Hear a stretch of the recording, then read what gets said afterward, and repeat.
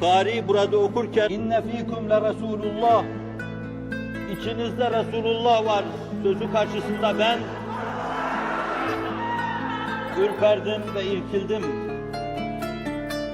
Dedim ki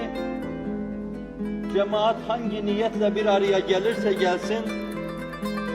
insanlığın iftihar tablosunun mübarek adı etrafında toplandıklarından dolayı kendi ekranlarında düğmeleri kendi hesaplarına düğmeleri açmış, çevirmiş ve Resul-i Ekrem Aleyhisselatü Vesselam'a bakmaya başlamışlardı. Nerede onunla hem frekans olunursa, nerede bir ekranda ona bakılırsa, o da kendi ekranını çevirir,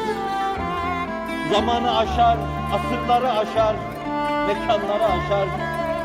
kendi adına toplanan cemaatlerin içinde dolaşır,